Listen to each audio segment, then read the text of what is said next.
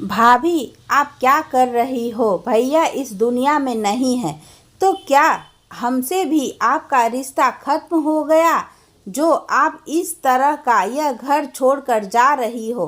भारती ने अपनी भाभी वान्या को रोकते हुए कहा तो वान्या ने अपनी हथेली को झटककर अपनी ननद को खुद से दूर करते हुए कहा कि तुम्हारे जुबान को ज़्यादा ही चल रही है और मुझे छूने की हिम्मत कैसे की तुमने?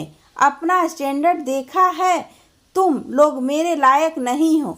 अरे वह तो तुषार पढ़ने लिखने में इतना होशियार था, उसके बाद वह मल्टीनेशनल कंपनी में काम करने लगा।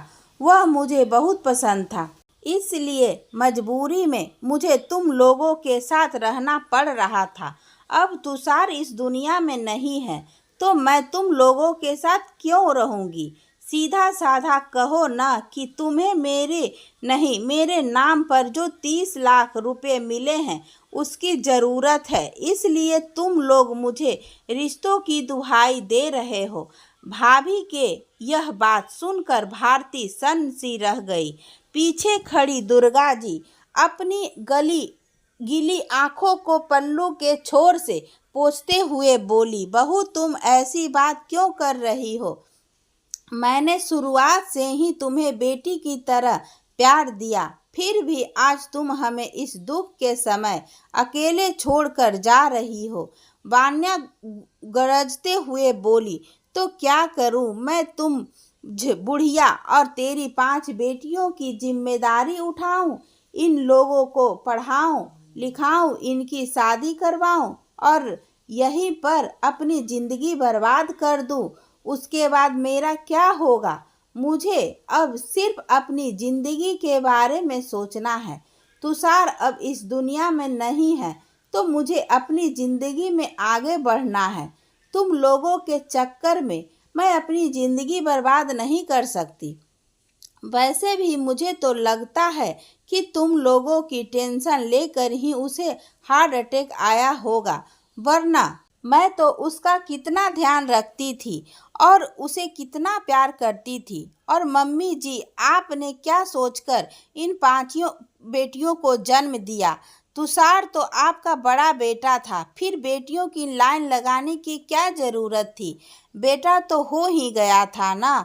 आपको बहू की यह बात सुनकर दुर्गा जी स्तब्ध सी खड़ी रह गई। वह अपनी बेटियों को जान से भी ज्यादा चाहती थी। उसका गला भर आया, लेकिन उनके आंखों से गुस्से की चिंगारियां निकलने लगी और वह कहने लगी, नालायक, निकल जा मेरे घर से। मैं तेरी शक्ल भी नहीं देखना चाहती।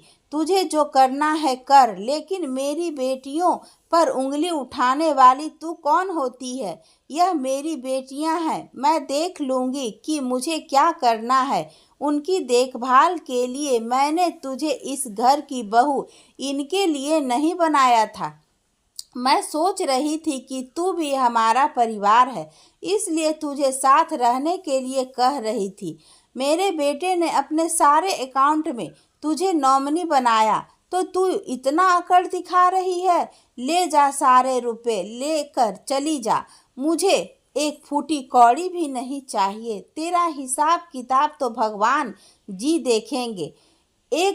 यह एक माँ के दिल से निकली हुई आह है। उनकी 5 बेटियां उनके कंधे से लगकर सिसक कर रोने लगी। भैया के जाने का दुख तो था ही, साथ ही आज भाभी से भी सारे रिश्ते खत्म हो गए थे।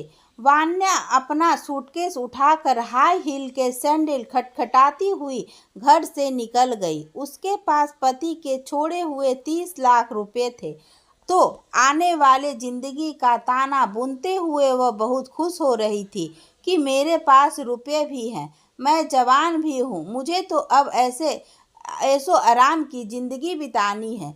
वह अब शादी विवाह के झंझट में नहीं पड़ना चाहती थी। उसने सारे रुपयों को एचडी करवा दी और साथ ही वह मल्टीनेशनल कंपनी में काम भी कर रही थी, तो उसे लग रहा था कि अब मैं सुकून से जीऊंगी। वैसे तो उसे डर लग रहा था कि अगर मैं सास और ननद लोगों के साथ रहूंगी, यह सारे रुपए किसी न किसी काम में लगते चले जाएंगे और हमारे रुपए खत्म हो जाएंगे। उसके लिए रिश्तों से बढ़कर रुपये पैसों का महत्व था और यह सोच उसे कहाँ लेकर जाने वाली थी, उसे दरवाजा अंदाजा भी नहीं था। इधर दुर्गा जी को बहुत गहरी चोट लगी थी। घर में और कोई कमाने वाला भी नहीं था। बड़ी बेटी भी अभी कॉलेज में पढ़ाई कर रही थी और बाकी की 4 बेटियां अभी बहुत छोटी थी। वह स्कूल में पढ़ाई कर रही थी, तो घर का खर्च चलाने के लिए वह कुछ काम ढूंढने लगी। ऐसे समय पर उनकी बड़ी बेटी भारती ने भी माँ का हाथ बटाने के लिए छोटे बच्चों को ट्यूशन पढ़ाने का काम शुरू कर दिया था। लेकिन इतनी कम कमाई में वह घर के खर्चे के साथ बहनों की पढ़ाई लिखाई का खर्च नहीं उठा पा रही थी। तब दुर्गा जी ने एक ढाबे पर बर्तन धोने का काम पकड़ लिया। स्कूल से छुट्टी होने के बाद उनकी सभी बेटियां भी वहां पर पहुंच जाती थी और मां के साथ ही वह घर वापस आती थी। एक दिन वान्या अपने ऑफिस के सहकर्मियों के साथ घूमने के लिए निकली हुई थी। रास्ते में एक ढाबा पड़ा तो वह लोग रुककर चाय नाश्ते करने लगे। लेकिन तभी वान्या की नज़र पीछे बर्तन धो रही दुर्गा जी पर पड़ी। वहीं पर उनकी बेटियां भी बैठी हुई थी। तो वान्या अभिमान से भरकर उठी और तुरंत ही दुर्गा जी के सामने जाकर खड़ी हो गई।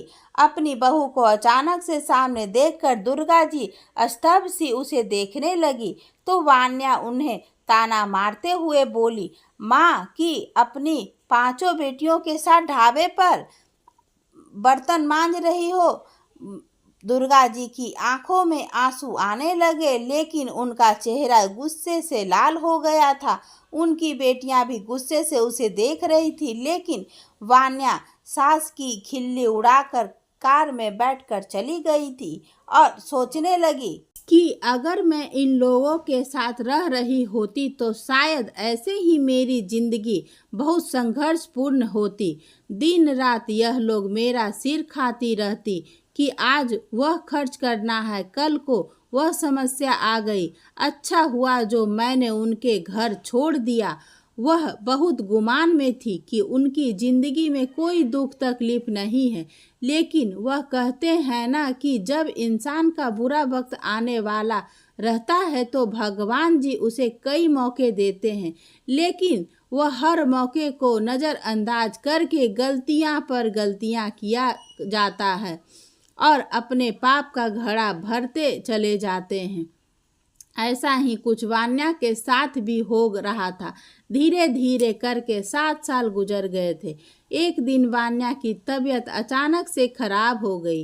वह डॉक्टर के पास गई तो डॉक्टर थोड़ा गंभीर हो गए और उन्होंने उसे कुछ जांच करवाने के लिए कहा।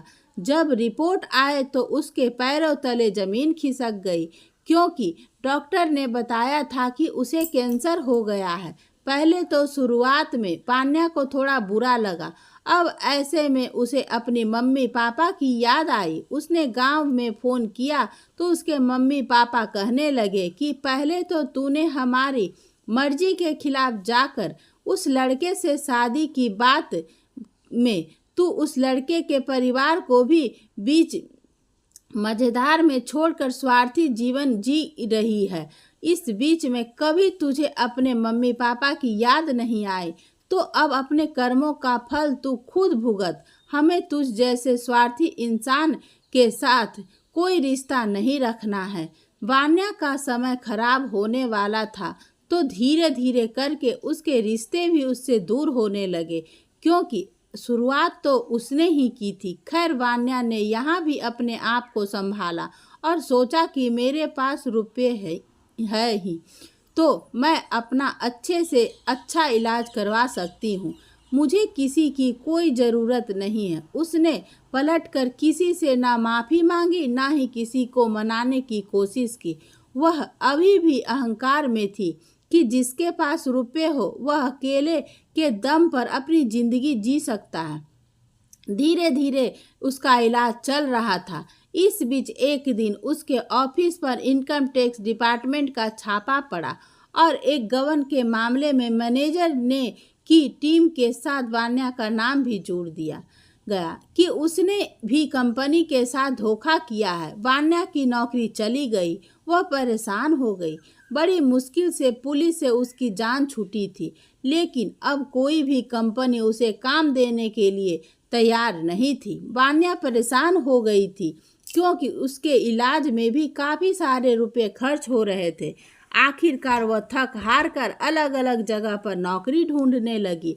किसी दिन वो किसी रेस्टोरेंट में जाती थी, किसी दिन किसी बैंक में जाती थी, लेकिन कभी भी उसे ढंग की नौकरी नहीं मिल पा रही थी। उसे पर सभी मुसीबत का पहाड़ एक साथ टूट गया था।